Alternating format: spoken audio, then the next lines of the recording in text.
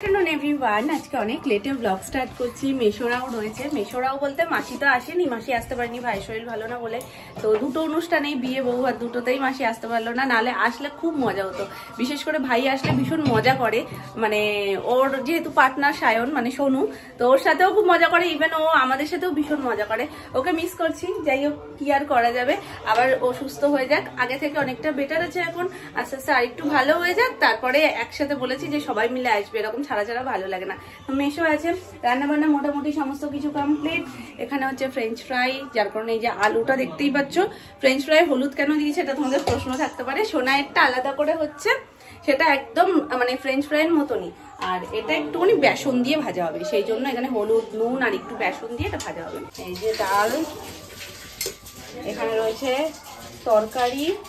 এটা মেশোর পছন্দের মাছ, মেশো মাছ খেতে খুব পছন্দ করে, আর কালকে যেহেতু চিকেন মাটন দুটোই হয়েছে ওই জন্য আজকে কেউই খেতে চাইছে না, তো ওই জন্য বাপি মাছই নিয়ে আসলো, নাহলে আজকে চিকেন বা মাটন কিছু একটা হতো। তো মামুনি সর্ষে বাটা দিয়ে মেশোর পছন্দ মতন একদম করেছে, ওপর থেকে ধনে পাতা ছড়িয়ে দিয়েছে, ব্যাস এখন শুধু আলু ভাজাটা হলেই কমপ্লিট। এরকম কথা বলে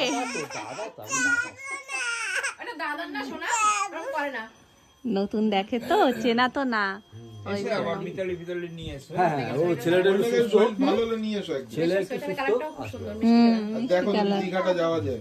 তো বলছি তো, আমি তো সবসময় রাজি। মাসিদের নিয়ে তাহলে কবে আসবে বলো? আসবো, ছেলেরা সুস্থ। ও ভাই তাহলে ভালো হলেই কিন্তু তাড়াতাড়ি করে আসবে। মাসির তো বেশি আসার ইচ্ছা ছিল। হ্যাঁ জানি না, ছিল মাসি থাকলেও খারাপ হয়ে গেছে, সত্যি বলছিল। আসলে অনেকদিন দাদুকে আমি নিয়ে চলে যাবো, নিয়ে যাচ্ছে, ওই দেখো নিয়ে যাচ্ছে, নিয়ে যাচ্ছে, কিন্তু আমি চলে যাচ্ছি। কোনো অভিমান হবে কিন্তু, আমি নিয়ে চলে যাচ্ছি দাদুকে নিয়ে যাবো। চোখ মুখী হয়ে গেছে, আমি চলে যাই। না আমার মা না, আমার মা। তাহলে আমি চলে আসবে বলো। এটা তোমাকে কে দিয়েছে একটু বলে দাও, এই ব্রাশটা তোমাকে কে দিয়েছে? দাদু ভাই। আসে আজকে রান্না, আসে দাদা আসে। হ্যাঁ হ্যাঁ দিদি আসি, একটু ভালো হলে আসি। হ্যাঁ একটু দুই একদিন ঘুরে যাবে তাইলেই হবে। এসো, অনেকদিন ওরাও থাকতে আসবাস করে আসা হয় না। এসে গেছে, সবাইকে নিয়ে এসো। মেশো ঘুরতে যাওয়ার কথাও বলছে, দেখা যাক হয় কিনা। টাটা টাটা করে দাও মামা, টাটা করো, একটা উম্মা দিয়ে দাও, একটা উম্মা দিও।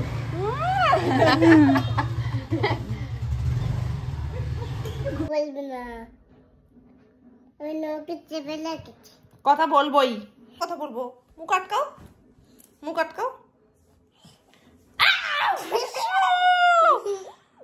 আবার কথা বলবো, কথা বলবে না।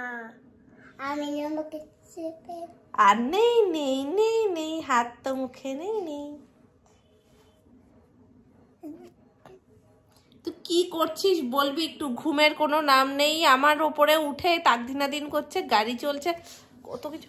উড়ি বাবা রে, উড়ে মা, আমার পেট থাকবে না এরপরে আর।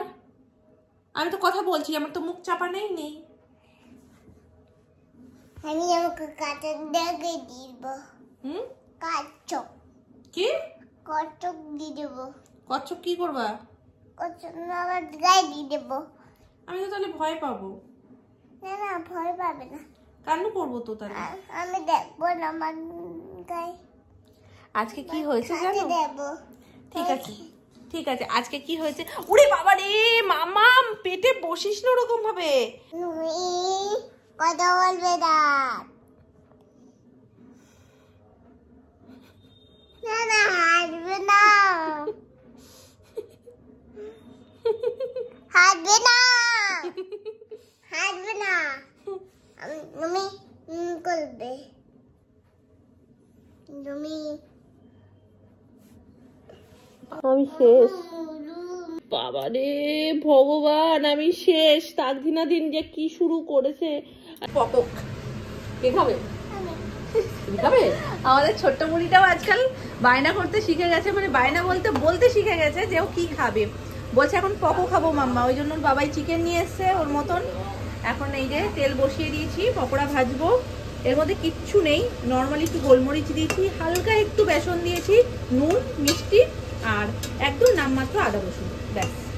এটা দিয়ে এটা ম্যারিনেট করে রেখেছি, এখন চটপট ভাজবো। আর মামুনি এখানে নারকেলের পুর দিয়ে আজকে করবে পাটিসাপটা, অল্প একটুই করবে, যার কারণে নারকেলের পুরটাও দেখছো খুব বেশি না, অল্প একটু, কারণ ক্ষীর দিয়ে আগের দিন তো সবার খাওয়া হয়েই গেছে, নারকেলের পুর দিয়েও একটু করছে। একজন দেখলাম কমেন্টে আমাকে বলছিলে যে দি ভাই আমাদের বাড়িতে নারকেলের পুর আর সন্দেশ দিয়ে মেনলি করা হয়, ওটা বেশি ভালো খাই। ভালো, আমিও এটাই খাই, মানে এটা ওই পিঠে যেমন একটাও আমি খাইনি, হয়েছে বাড়িতে সবই ঠিক আছে, একটাও আমি মুখে দিইনি, কিন্তু এই পিঠেটা হলে ঠিক আছে, এটা আমি খাবো। কারণ নারকেলের পুর দিয়ে আমাদের ওই বাড়ি মানে আমার বাপের বাড়িতেও নারকেলের পুর দিয়ে আর সন্দেশ দিয়েই হতো, আর এখানে মামুনি পরে অল্প করে নারকেলের পুর দিয়ে করে, কারণ ক্ষীরটা সবাই পছন্দ করে, তো ক্ষীর দিয়ে সবাই যখন খেয়ে নেয় তারপরে নারকেলের পুর দিয়ে করে, সেটাও সবাই টেস্ট করে, পাশাপাশি আমিও দুটো খাই।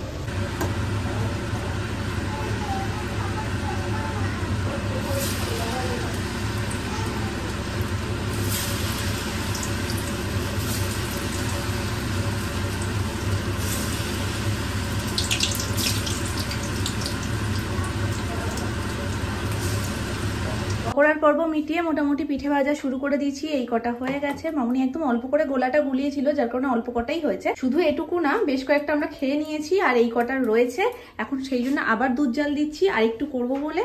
তো চলো দুধটা জাল হয়ে যাক, তারপরে গোলাটা রেডি করব। আর এই দেখো পুর বেশ অনেকটাই রয়েছে, সেই জন্যই আবার দুধটা বসানো, আবার একটুকুনি গোলা করে তারপরে পিঠেগুলো ভেজে নেবো। যাই হোক, তোমাদের সাথে কথা বলতে বলতে দুধ জালও হয়ে গেছে, মোটামুটি উতলেই উঠেছিল।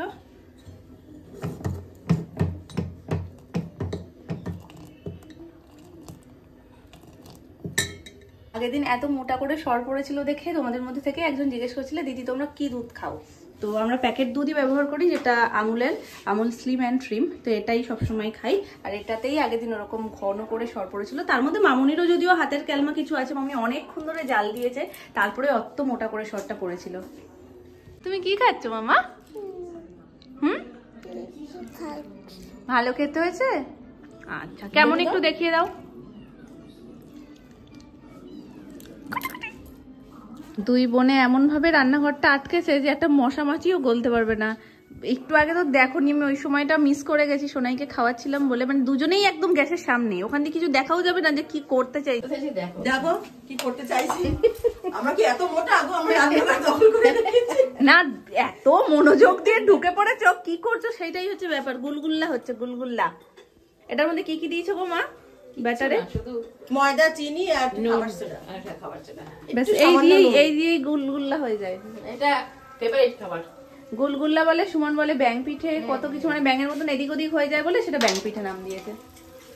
এই যে হচ্ছে, আসলে আমি এখানে একটু জায়গা চাইছি এই কারণেই, এই যে কাপ দেখছো 3 কাপ ধুয়ে রেখে দিয়েছি। আজকে বাড়িতে রয়েছি 4 জন, আমি, মামুনি, সোনামা আর কাকাই। সোনামা আগে থেকেই হাত তুলে দিয়েছে কফি খাবে না, কাকাইকে জিজ্ঞেস করলাম, কাকাইও খাবে, মামুনি তো খাবেই, মামুনি আমাদের পার্টনার, আর আমিও কফি খাবো। তো সেই জন্য এখানে দুধটা গরম বসিয়ে আমি সোনাইকে খাওয়াতে গেছিলাম, তো অফ করেই। তো এখন একটু ভালো করে দুধটাকে জাল দিয়ে বলতে একটু ভালো করে ঘন করে নিয়ে তারপরে কফিটা বানাবো, নাহলে এখানে এই যা শুরু করেছে আর এরপরে ঢুকতে পাবো না, মানে চান্স পাবো না। চলো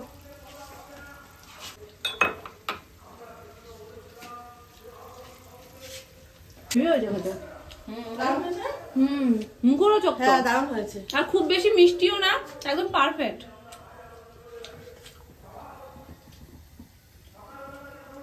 আচ্ছা একটা পছন্দ পুরো মামুনি একদম ওই মেলার জিলিপি আলাদের মতন করছে, জিলিপি যেমন ভাবে তোলে ওরমই হয়েছে। আরে ওটা এরমই, এই যে এই সিনটাকে আমি তখন বলছিলাম, এই যে দুজন মিলে যদি এরকম ভাবে দাঁড়িয়ে থাকে, তোমরা ঠিক এই জায়গা থেকে, এই অ্যাঙ্গেল থেকে ভাবো, এখান থেকে কোথা দিয়ে কিভাবে পিঁপড়ে বা মশা মাছি গলবে তোমরা বলো, ঠিক এরকম ছিল। আমি বলছি আমি কি একটু সুযোগ পাবো একটু কফি বানানোর? দুধ ফুটে গেছে কিন্তু যেতে পারছি না সামনে, দুধ টানিয়ে দেবে। কি করবো, ওটাই খাই বসে বসে। এটা একদম পারফেক্ট হয়েছে, ওটা প্রথম লটের তো, ওটা যেন একটুখানি কেমন হয়েছিল, এটা একদম গোল্লা গোল্লা হয়ে গেছে।